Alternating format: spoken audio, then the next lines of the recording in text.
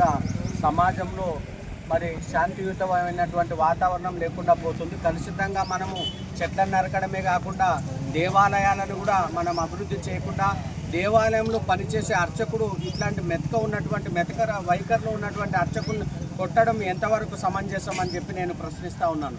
అర్చకులందరూ కూడా ఎంతో బాధతో ఉన్నారు. ఎందుకంటే ఈ పిల్లోడు పాపం చాలా మెతక మనిషి.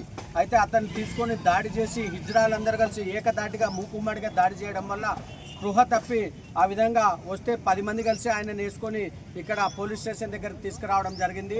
అర్చకులందరి తరఫున అర్చకస్య హరిసాక్షాత్ అంటుంది శాస్త్రం. అర్చకుడు ఎప్పుడైతే రోధిస్తాడో, అర్చకుడు ఎప్పుడైతే బాధపడతాడో సమాజం కూడా హితమంతా కోల్పోయి అందరూ కూడా దరిద్రానికి లోనవుతారని చెప్పి ఈ విధంగా హెచ్చరిస్తూ ఉన్నాం. అర్చకుల తరఫున వీర శైవ సంఘం అందరి తరఫున కూడా హెచ్చరిస్తూ ఉన్నాం. ఎందుకంటే అర్చకులకి ఎక్కడ కూడా అన్యాయం జరగకూడదు అని చెప్పి ప్రతి శాస్త్రంలోనూ ఉన్నది. మరి శాస్త్రానుసారంగా మనము ప్రయాణం చేస్తే అందరూ కూడా మంచిగా ఉంటుంది, సుగమంగా ఉంటుంది. శాస్త్రోక్తంగా మనమందరూ శాస్త్ర ప్రమాణంగా పాటించాల్సింది పోయి అందరూ కూడా పూజార్ల పైన దాడి చేయడం ఏంటంది? ఇది సిగ్గుచేట. అందరికి కూడా భారతదేశంలో పుట్టి మనం పూజార్ల దాడి చేయడం ఏంది? చాలా సిగ్గుహేయమైన చర్యగా మేము ఖండిస్తూ ఇలాంటి చర్యలు ఎప్పుడైనా రేపు పూజార్ల జోలికి ఎవరు వచ్చినా తాట తీస్తామని చెప్పి కూడా ఈ సందర్భంగా నేను తెలియజేసుకుంటున్నాం.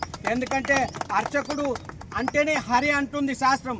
అలాంటిది మీరు దాడి చేయడానికి మీకు ఎలా సిగ్గు ఉంటుంది? ఎలా బుద్ధి ఉందా లేదా మీకు? ఇంతకి సమాజంలో అందరూ గౌరవించాలి పూజారులను. ఈ రోజుల్లో పూజారులను గౌరవిస్తేనే సమాజం బాగుంటుంది. అందుకే వర్షాలు పడని కాలంలో ఎక్కువ వర్షాలు కురుస్తూ ఉన్నాయి. ఎందుకు వర్షాలు అట్లా కురుస్తున్నాయి? సమయానికి వర్షానుకూలత లేదంటే కారణమేమి?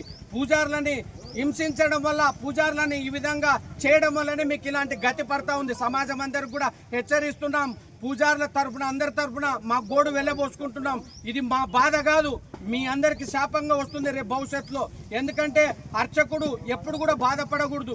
అర్చకుడు 10 రూపాయలు ఇచ్చి మనం దండం పెట్టుకొని ఆశీస్సులు తీసుకున్నాలని ఉన్నటువంటి ఈ సందర్భంలో మీరు దాడి చేస్తే మీరందరూ సమాజం ఏం చేస్తుంది? సిగ్గుతో తల వంచుకోవాలి ఈ యొక్క విషయాన్ని తెలుసుకుంటే కూడా.